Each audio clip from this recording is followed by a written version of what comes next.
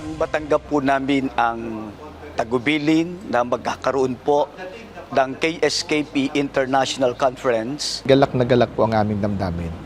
ay agad po iginayak ko ang aking distrito.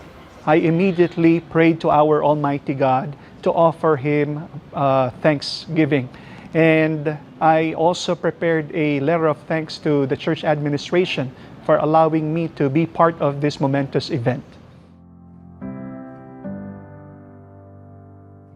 Nadamo ko po ang marubdob na damdamin, hangarin ng pamamahala ng kapatid na Eduardo V. Manalo na kami po ng mga KSKP ay masangkapan ng mga karunungan, ng mga pamamaraan para po magamit namin sa pagtupad ng aming tungkulin.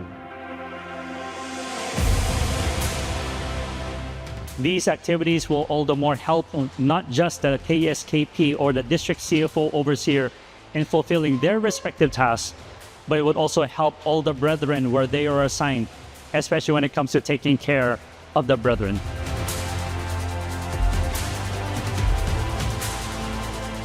Isang napakalaking biyaya po sa amin na makasama po, makadalo sa ganitong conference ng mga KSKP na may pagpapatibay ng ating pamamahala, sapagkat dito po lalo kaming nadadagdagan ng mga karunungan, ng mga kaalaman na siyang dadalhin namin pagbalik po namin sa aming mga distrito at isasagawa po kaagad para lalo ang mga kapatid, lalo pang sumigla sa kanilang mga paglilingkod. Napakalaki po ng naitulong sa amin ng isinagawa pong seminar sapagkat ito po ay sinariwa po sa amin yung mga pamamaraan na magagamit po namin sa pagtupad ng aming tungkulin. At pagbalik po namin sa aming distrito, ito po ang aming ipatutupad at susundin para po sa mga kapisanang pansambahayan.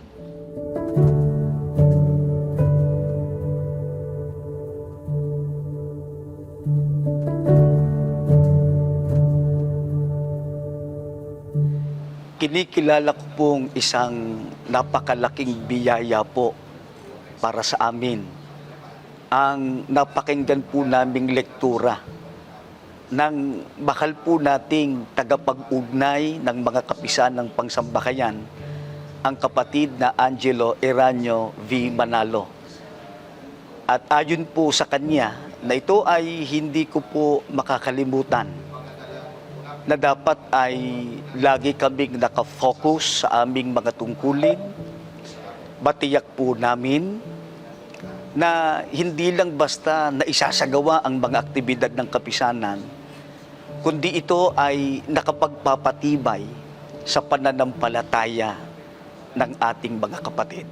It truly was amazing just to see that everything that they talked about led up to one thing, which is what was taught to us in the lecture of our CFO coordinator, Brother Angelo Eranio Manalo, which is we should never lose our love for our Almighty God. And we need to make sure that we're taking care of our faith. And one way that we take care of our faith and make sure that we don't lose our love for God is to never stop attending the worship service.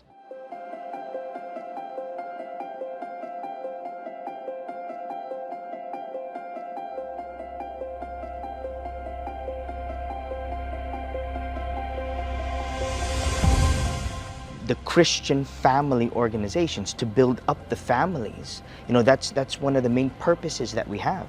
And so to be reminded of that we're wanting every single family, from the parents down to their youngest children, to make sure that they will be saved.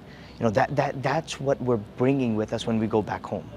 And so when we get home, you know, with every single aspect of our duty, with that in the back of our mind, we're able to use that as a motivation and inspiration for us to keep on going in fulfilling the will of our Almighty God.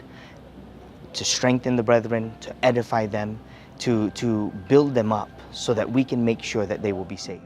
Galak na galak po ang aking damdamin sapagkat naragdagan po ako ng kaalaman na magagamit ko po sa pagtupad ng aking tungkulin.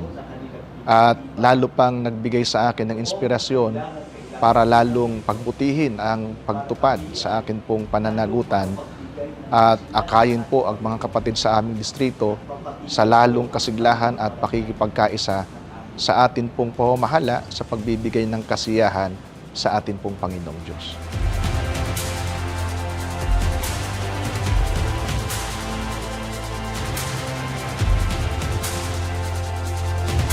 Ipinapangako ko po na lahat ng akin pong natutunan sa isinagawang mahalagang aktibidad na ito ay maisakatuparan ko po, lalo na pag-uwi sa aming distrito. Sa pamamagitan po ng mga tinalakay na topic ay nagkaroon ng lalo pang ikatataas ng uri ng pagtupad ng tungkulin. Sa pamamagitan po nun ay magagawa ang pagtupad ng tungkulin na nakapagbibigay po ng kasiyahan sa ating Panginoong Diyos.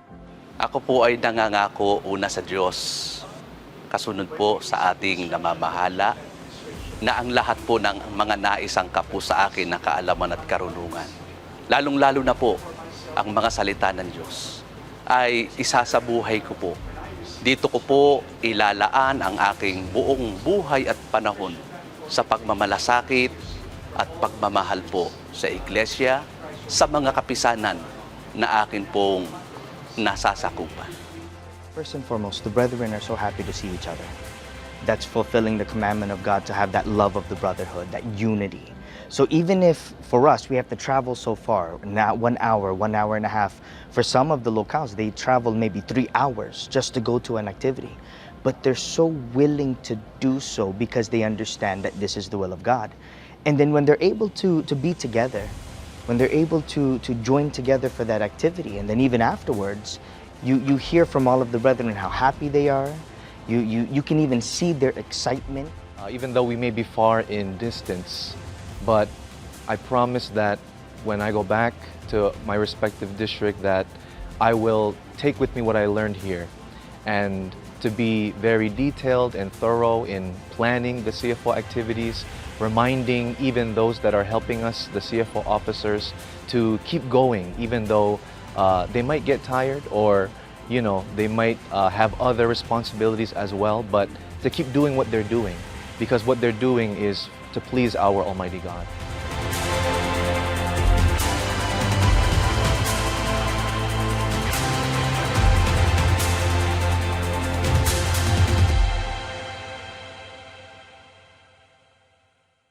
Maraming salamat po.